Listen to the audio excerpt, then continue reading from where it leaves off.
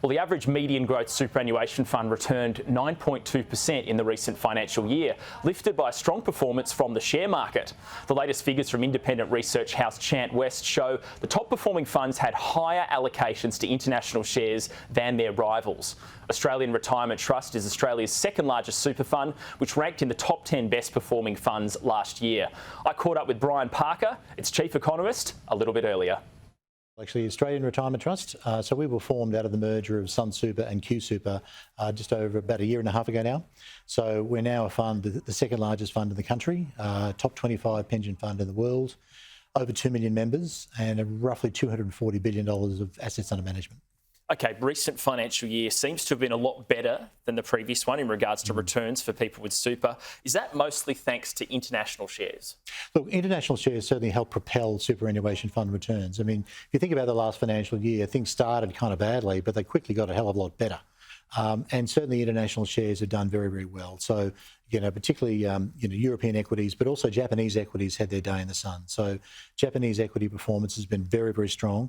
It's not often that betting relatively against the US actually doesn't work, but last year it didn't because Japanese and European equities did better than US equities for the first time in a while. Australia, only did 14% or so, but still, that certainly did underpin the performance of superannuation funds across the whole industry. Yeah, we've got some charts we can put up. First one by Chant West here. It shows the top 10 growth funds in the recent financial year. You can see Mine Super growth with 12% return, Retirement Trust at 10%. How much did you have to tweak your investment strategy over the last 12 months? You said you were betting against the US for the first time in a long time.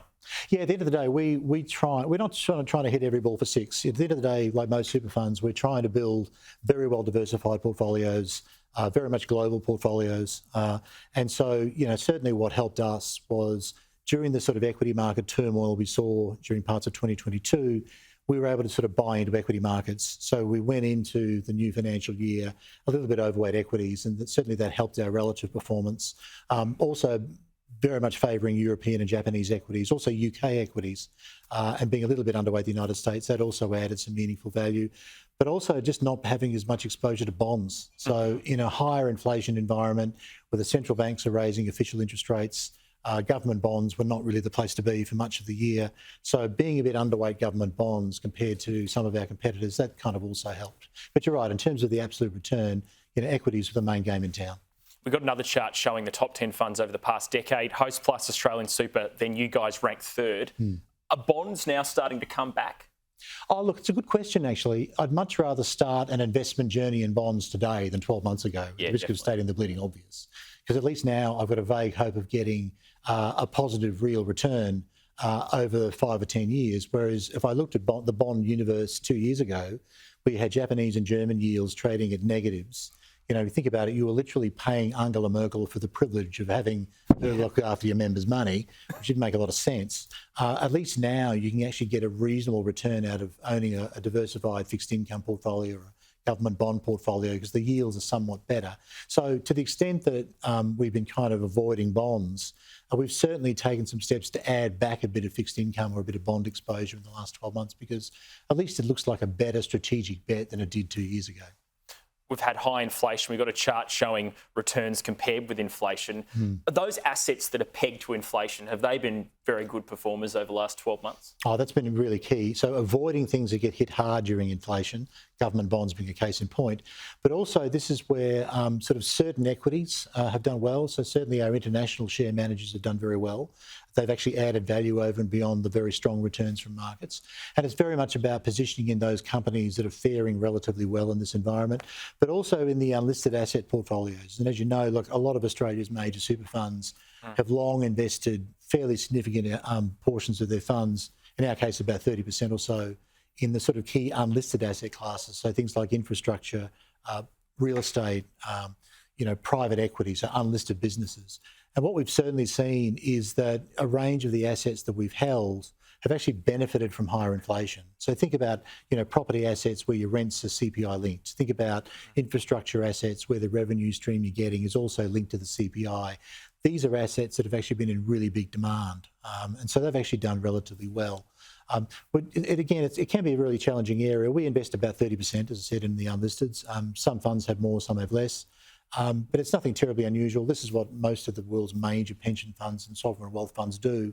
And certainly in the last year, had they done as well as equities have done? Not really. But they also did considerably better the previous year when equities looked kind of rubbish. Looks like interest rates in Australia are close to their peak now. Do you think we're entering a recession, or are we potentially in a recession at the moment? I'm going to give you a very cop-out economist answer, and that is it's going to be very line ball. Quick round the world tour. Europe's already in recession, so that's easy to forecast. Yep. I think the US probably still does follow. I think you're likely to see a mild US recession emerge over the coming 12 months or so. Ditto in the UK. I'd acknowledge the economic data have held up remarkably well, certainly in the United States. You look at the jobs numbers, etc. But the employment figures are kind of the last shoe to drop. I just think that given how aggressively interest rates have gone up, that you're likely that is going to flow through into weaker economic activity, certainly in the US and the UK. Now here, I think the RBA is close to done. I wouldn't rule out another move here. Yeah. But at the same time, I think the bank is acutely aware that there's some early signs that the labour market's starting to soften, notwithstanding some very strong jobs numbers the other day. But you're starting to see early signs of the labour market starting to weaken. That should mean that wage inflation is probably close to a peak. And so that and the fact that there's a whole bunch of households out there that are clearly struggling with, if it's not rents going up aggressively, it's massive increases in their monthly mortgage repayment. That's likely to have an impact on consumer spending as the year progresses and as we go into next year. I think the bank is very, very close to pausing here. Recession, I'd call it 50-50 at this point. Brian Parker, thanks for your time. You're most welcome.